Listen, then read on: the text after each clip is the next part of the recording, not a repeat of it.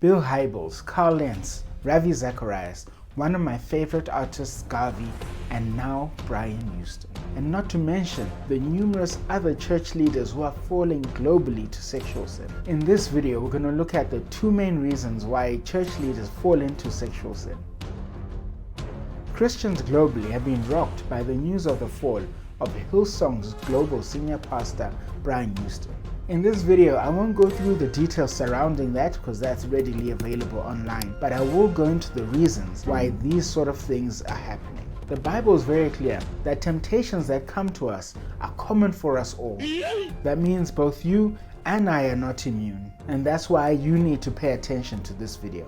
These are the top two reasons why church leaders fall and how you can prevent being one of them. Number one, the war of attrition. The International Encyclopedia of the First World War defines the warfare of attrition as the sustained process of wearing down an opponent as to force their physical collapse through continuous losses in personnel, equipment, and supplies, or wearing them down to such an extent that their will to fight collapses. The reality is most church leaders, when they enter into ministry, don't go out of their way to fall into sexual sin. Some might. Most don't at first. However, a fall is not just one accidental moment. It's a small fade that comes from very small lapses in judgment, losing one small battle at a time. It starts with a glance, then a thought, then a desire, followed by action. That's why the Bible warns that there shouldn't even be a hint of sexual immorality amongst its people. It's a war that should be taken very seriously. Did you know that the enemy is working day and night, tirelessly trying to throw accusations at you day and night? James 4 verses 6 to 7 say, "But he gives more grace. Therefore it says, God opposes the proud, but gives grace to the humble. Submit therefore to God, resist the devil, and he will flee from you." As leaders, it starts by having a real relationship with God. Submitting to God. Obedience is key, and we'll talk about that closer to the end of the video. I've noticed that as a church leader, you can spend so much time talking about God that you don't spend enough time talking to God. Build your walls by spending more time with God. If you're getting any value from this video, please hit the like button. It helps with the YouTube algorithm. Number two, lack of accountability. Ecclesiastes 4 verse 9 to 10 say, "Two are better than one, because they have a good reward for their toil. For if they fall, one will lift up his fellow. But woe to him who is alone when he falls, and has not another to lift him up." They say it's lonely at the top, but that's only if you're isolated.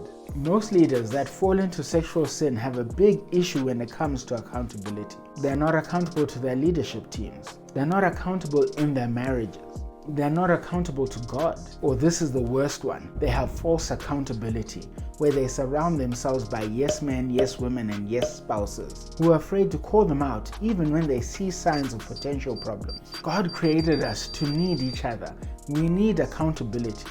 To try do life alone is like a lone impala being stalked by a lion. We need to create multiple and consistent layers of accountability as church leaders. You need firstly to be accountable to God, because no matter what you do in secret, God sees all. And the problem is, if you don't deal with your issues in private, God will expose them in public. Be accountable to someone you respect, someone more mature than you and who's ahead of you in the journey. Be accountable to peers, people who can call you out and speak bluntly to you, and be accountable to your spouse. As your covenant partner, you are called to submit even to one another. Accountability is a sign of humility that God honors. So what now? Firstly, pray for your leaders. They need your prayers. Pray for Hillsong and the numerous churches that have suffered with a leader who falls to sexual sin. Often they have to bear the consequences of the sin of their leaders. Pray for the Church of God that it may be strengthened even in a situation where the events are trying to break it. And pray for yourself that you may be strong, that you may be able to resist sexual temptation. The Bible warns us to be careful that we think we stand in case we may fall. So I'm speaking as much to myself as I am to you watching.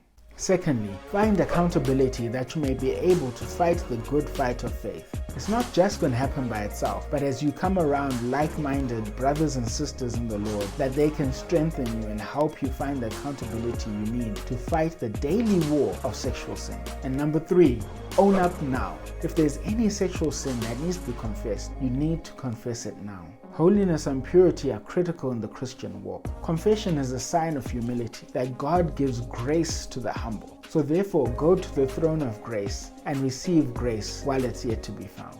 This all centers around obedience. So in this video, I go through the obedience self-test. Click or tap the screen to learn the 5 levels of obedience. Thank you, and I'll see you in the next video.